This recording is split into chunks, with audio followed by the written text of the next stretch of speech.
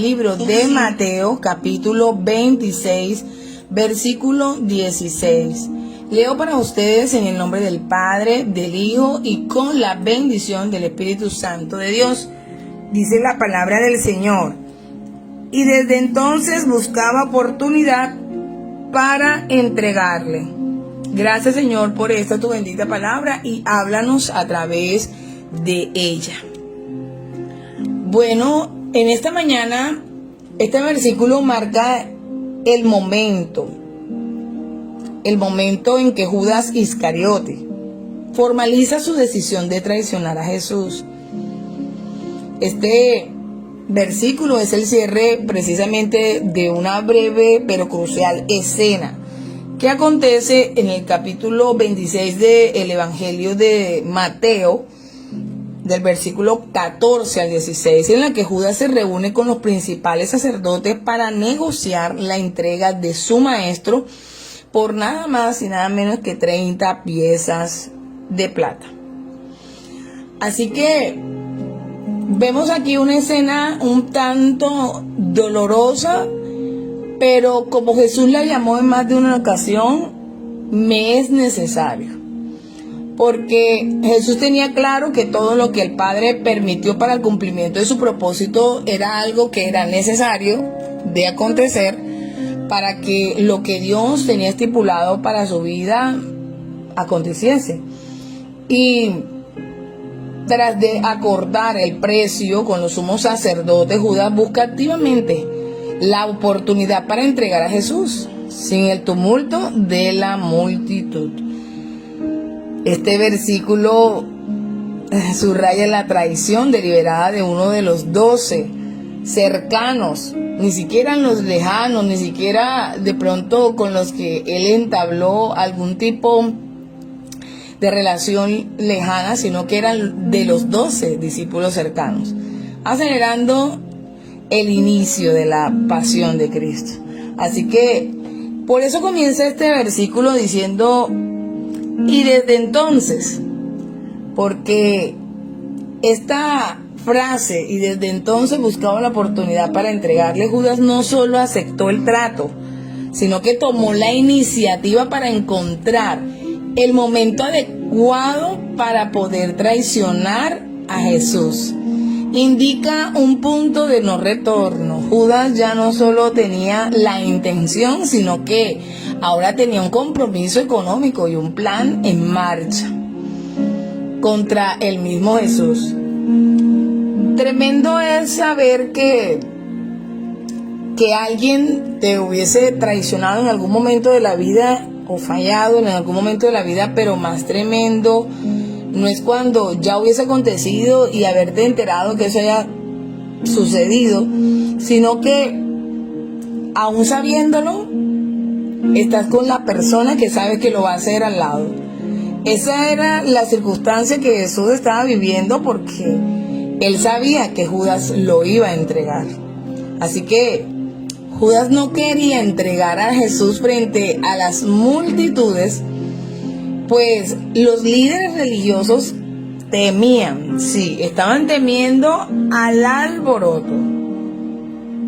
Así que ellos lo decían, que no sea durante la fiesta. Usted se va por allá en el versículo 5, es que ellos tenían esa exigencia, que no fuese durante la fiesta, para que no se haga alboroto en el pueblo. Tremenda manera de actuar. Porque a veces el ser humano piensa que cuando Dios está en el asunto, pero digámoslo de alguna manera, piensa que porque los hombres no lo están viendo, Dios no lo esté viendo. Y a veces nos importa más la mirada de los hombres que la de Dios, y no debería ser así. La Biblia misma enseña que debemos agradar a Dios antes que a los hombres. Y ahí estaba Judas, escondiéndose de la mirada de los hombres, pero ¿y la de Dios? ¿Dónde estaba la mirada de Dios? Que estaba viendo todo lo que él estaba maquinando en su corazón, en su mente, en contra del Salvador del mundo. Esto no iba a pasar por alto. Por eso Judas buscaba un momento, pero un momento de privacidad, de aislamiento. Y finalmente lo encontró. Lo encontró en el jardín del Getsemaní.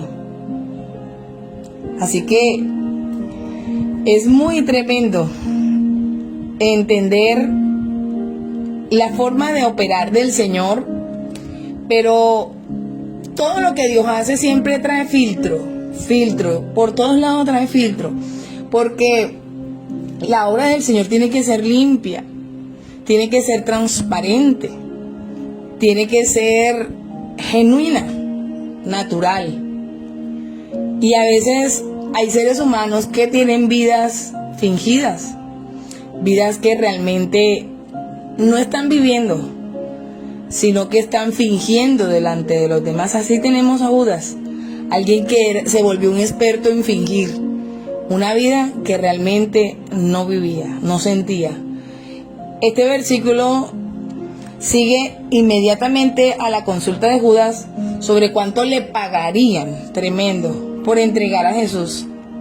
Es decir, le había puesto un precio a la vida de Jesús. Y aunque la Biblia no detalla la avaricia, la desilusión o la influencia satánica, el texto enfatiza que la traición fue una decisión personal de Judas. Nadie lo obligó, nadie lo forzó.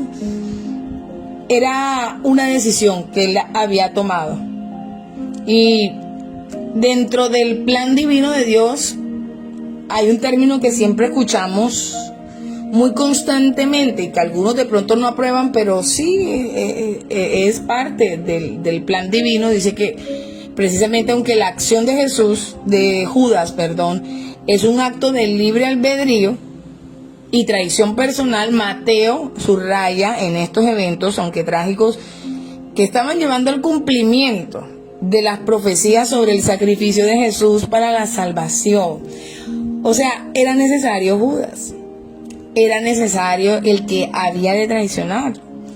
Era necesario porque dentro del propósito Jesús tenía que morir, tenía que ser sacrificado, entregado para el perdón de nuestros pecados.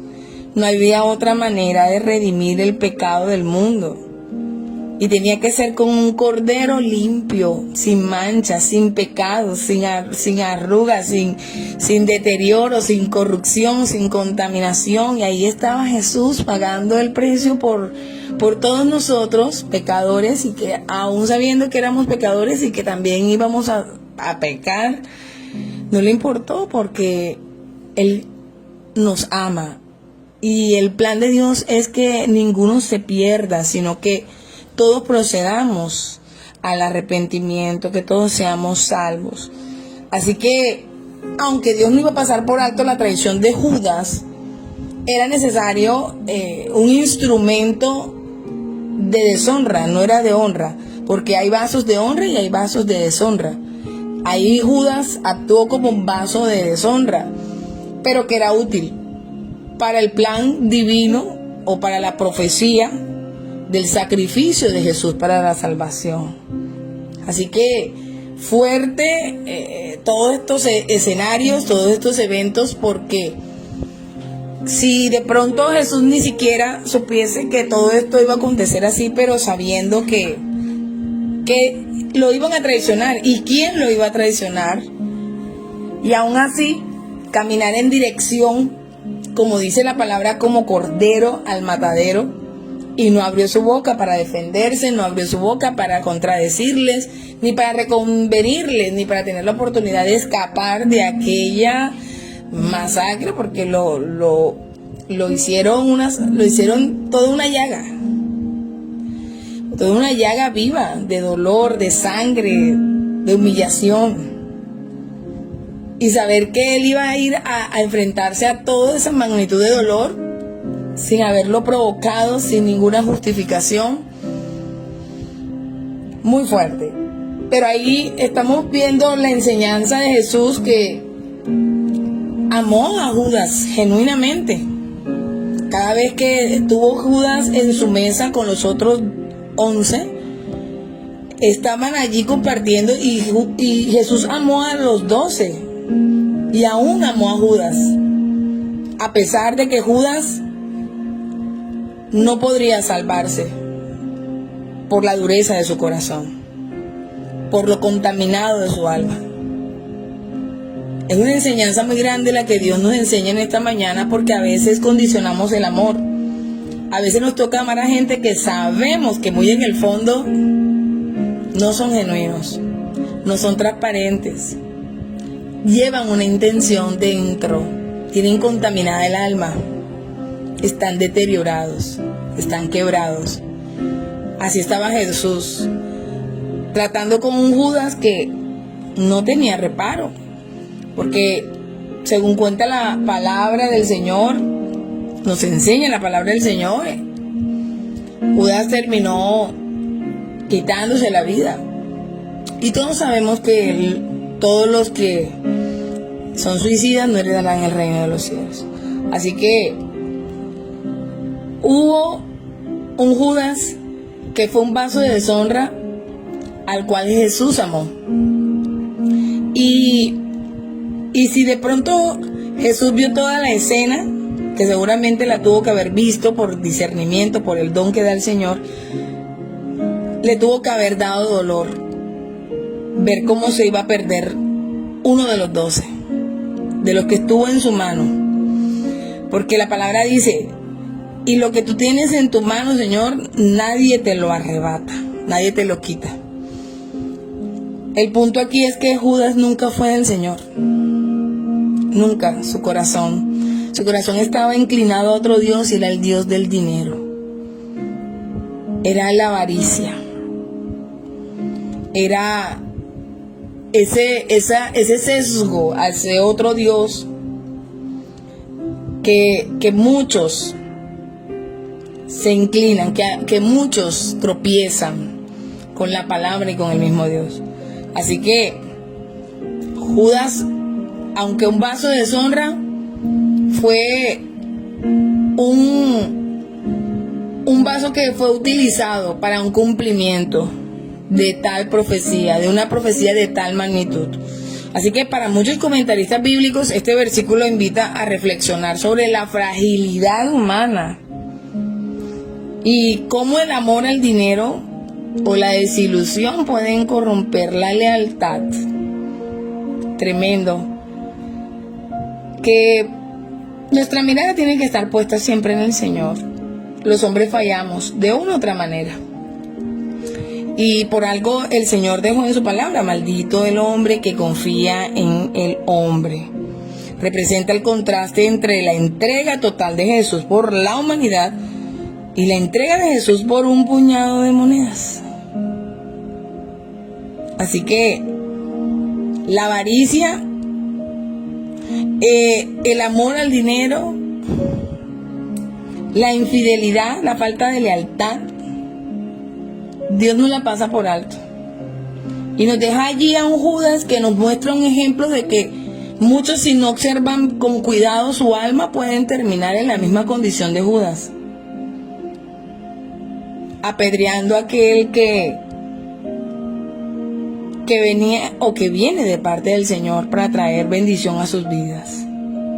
Tengamos cuidado aún de nosotros mismos. Siempre llevemos nuestro corazón inclinado al Señor, para que Él sea reconviniéndonos y siempre mostrándonos el camino que hemos de seguir, porque a veces nos engañamos a nosotros mismos creyendo que es buena nuestra condición.